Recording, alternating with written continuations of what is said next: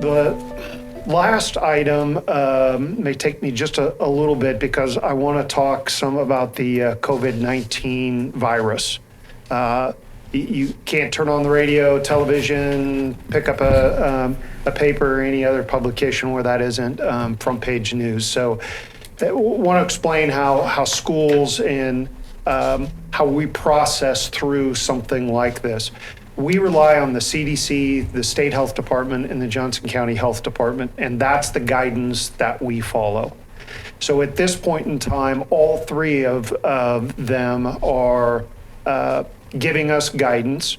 You'll be able to look on our website at olatheschools.org/COVID-19 and see all the CDC documents and everything listed there. What they are recommending for schools is for us to make sure we're continuing to follow our virus cleaning and protocols for infectious disease. This is something we do on a yearly basis. It's flu season. That involves all the touch points that we clean on a daily basis, monitoring student illness. When we reach 5% in a building, we have a step up process that we use and some particular equipment that helps us be able to cover an entire building. And we're also reporting those illnesses at certain points to the Johnson County Health Department. They're all recommending that we remind our students and staff and community about the precautions you take, whether it's for COVID-19 or the flu or a common cold. We're trying to reinforce that. Our buildings will be putting up some extra hand washing signs, just reminding best thing you could do is wash your hands. 20 seconds. It's the friction of the soap and those types of things underneath your nails. Sneezing and coughing. Let's not do that on other people.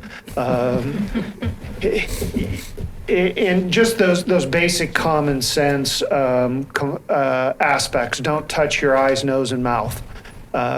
Being able to stay home when you're sick. Don't bring the opportunity to spread that virus to school. When you use tissue paper, to make sure you're throwing that in the trash, and then we can dispose of that properly. And then our cleaning procedures. We're in constant communication with them. We've had 2 webinars this week because this is a novel virus. It is still time and research are going to give us more details, but we do follow the specific guidance that they give us. At this point in time, there are no travel restrictions or advisories in the United States. There are 5 countries that the CDC has issued warnings for, but none in the United States. So as you see on the agenda for our next board meeting, we have some student travel and trips. We'll continue to monitor that. We're being told there's no reason for concern at this point. Of course, as things change, we get different advisement. We will look at that. Of course, a parent has that opportunity and right to decide that their child may not travel to Bloomington, Indiana for a field trip, or we've got the Computer Science Academy going to Rolla, Missouri in April. So that we'll monitor that as we go. We'll communicate with parents, but it's the guidance by those groups that we will continue to follow. Big question I get is, what about school closings? Again, that will be done by the health department. That's not a decision we will make. Can't say that the assistant director for the CDC that kind of surprised schools earlier in the last week or so saying contact your local school to talk about their plan. We have an infectious disease plan in place. Again, that's a decision that Johnson County Health would help us make, and to talk about what does that mean for students and staff. We've had conversations, as we have as part of our infectious disease plan, but until things progress, that's a what if. What are we looking at? When does it occur? How long might that be? the idea of being able to provide virtual schooling for all 30,000 plus students in our district is probably not realistic. The number of families that may not have internet connection, even with middle and high school being one-to-one, how's that going to be monitored? If they have an internet connection, does it have enough bandwidth to be able to utilize videos and those types of things? So a lot of that we'll monitor, we'll adjust, we'll communicate with our community as those things change and we get better information.